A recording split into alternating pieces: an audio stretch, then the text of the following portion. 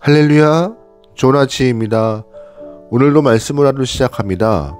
슬기로운 아침 시간 이사야 34장 말씀입니다. 지혜로운 사람은 환경과 상황을 잘 살펴서 자신의 삶에 적용하는 능력이 있는 사람이 지혜로운 사람입니다. 예를 들어서 운전을 하다 보면은요, 상습 정체 구간이 있습니다. 같은 시간 같은 자리를 만날 때마다 항상 차가 막히는 경험을 했다면 지혜로운 사람은 그 막히는 곳을 가지 않고 돌아가는 것이죠. 신앙생활도 지혜가 필요한데 지혜로운 신앙인도 주변 사람의 상황과 환경을 잘 파악하여서 내 삶에 적용을 잘하는 사람이 지혜로운 신앙인입니다. 예를 들면 주변에 하나님이 주시는 은혜와 복을 누리는 사람이 있고 또한 불순종과 불신앙으로 징계를 받는 사람이 있습니다. 그러면 지혜로운 신앙인은요, 이 복과 징계의 신앙 패턴을 살펴보면서 은혜 받은 삶을 따라가는 것이 지혜로운 사람의 모습인 것입니다. 오늘 슬기로운 아침 시간을 시청하시는 분들도 주변을 잘 살펴서 좋은 것들은 삶에 적용하고 좋지 못한 것들은 멀리할 수 있는 신앙인의 지혜와 결단이 있길 소망합니다. 아멘. 이사야서에서는 이방 나라와 남유다 주변의 열강에 대한 심판이 하나하나 기록되어 있습니다. 하나님이 택한 남유다 백성들에게 경고하기 위하여서 여러 나라들의 심판을 말씀하시는 것인데요. 만약 남유다 백성들이 지혜롭다면 다른 나라들의 심판을 보면서 우리는 이렇게 살면 안 되겠다 라는 것을 깨달아야 합니다.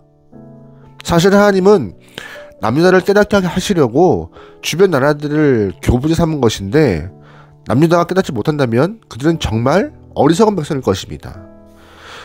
우리 또한 오늘 말씀을 보면서 하나님의 마음을 또한 하나님의 뜻을 잘 분별할 수 있는 지혜가 임하길 소망해요. 오늘 말씀은요, 에돔에 대한 하나님의 심판을 기록하고 있는데 먼저 하나님은 에돔에 대한 심판을 말씀하시기 전에 열국들을 재판장 앞에 불러 모으시는 말씀을 하고 있습니다. 1절 말씀이에요. 열국이여 너희는 나와 들을지어다. 민족들이여 귀를 기울일지어다. 땅과 땅에 충만한 것 세계와 세계에서 나는 모든 것이여 들을지어다. 아멘. 하나님께서는 에돔을 재판하시는 재판정에 열국들을 불러 모으시는데 그래서 참관하라 하시고 계십니다. 무엇 때문에 하나님은 에돔을 심판하는 재판정에 이들을 다 부르시면서 참관하라 했을까요? 쉽게 말해서 에돔의 심정을 느껴보라는 것입니다. 하나님의 목소리가 에돔의 죄를 하나하나 지목할 때마다 또한 죄인을 바라보시는 하나님의 눈빛을 확인할 때 어느 누가 평안히 하나님의 재판정에 있겠습니까? 하나님의 재판정 앞에선 에돔은 하나님의 눈빛과 목소리 때문에 굉장히 두려웠을 것이고 참관하는 영혼들도 평안하게 재판정에 앉아있을 수 없었을 것입니다. 당연히 재판장에서 에돔의 재판을 참관하는 열국들 또한 함께 두려웠을 것이에요. 오늘 이 말씀을 보면서 좀 우리가 지혜롭다면은요, 에돔이 심판받는구나 라고 그냥 직관적으로 말씀을 이해하지 마시고 우리도 훗날 하나님의 재판장에 설 수 있음을 깨닫고 떨리는 마음으로 말씀을 봐야 합니다. 우리는 이 땅에서 길어야 100년 남짓의 세월을 살아갑니다. 삶이 끝나면 우리는 하나님의 심판대 앞에 서야 하는데 하나님께서 우리를 심판대 앞에 세우신 후 이 땅을 살면서 하나님의 말씀대로 행하고 있는지 달아보실 것입니다. 그때 얼마나 두려웠겠습니까? 얼마나 떨리겠어요? 그러므로 우리는 본문 말씀을 통하여서 에돔이 당한 심판만 볼 것이 아니라 하나님 재판정에 내가 서 있다는 마음으로 말씀을 읽는 것이 지혜로운 영혼의 모습인 것이죠. 그렇게 봐야 하는 것입니다. 본문에서 하나님은 에돔을 심판하실 때 연약한 자, 일반 백성들, 관리자들 모두 하나님 심판을 받게 될 것이라 말씀하세요. 6절 말씀입니다.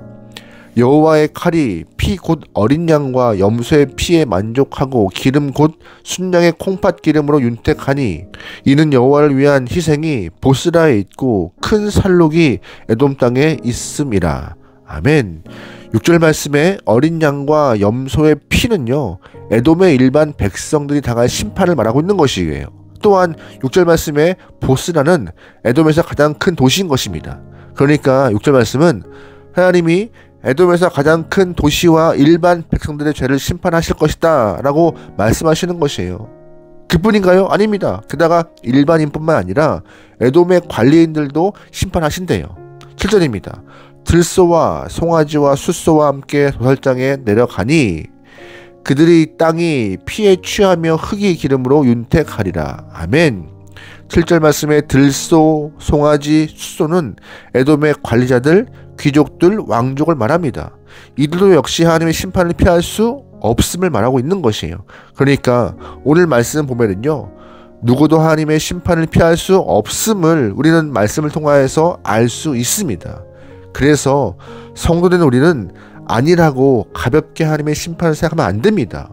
매일매일 하나님 앞에 살고 있음을 잊지 않고 순종의 모습을 보이는 영혼이 되어야 나중에 심판대 앞에 설 때 덜 두려울 것입니다. 하지만 놀라운 사실은 에돔에 대한 심판이 남유다 백성들의 기도에 대한 응답이었다는 것입니다. 8절 보세요. 이것은 여호와께서 보복하신 날이요 시온의 송사를 위하여 신원하시는 해라. 아멘. 하나님의 백성들이 에돔 때문에 성전에 와서 기도했대요. 하나님은 남유다 백성들의 기도에 대한 응답으로 에돔을 심판하신 것이고요. 그렇다면 에돔의 심판을 보면서 남유다가 마냥 기뻐해야 할까요? 그렇지 않은 것입니다.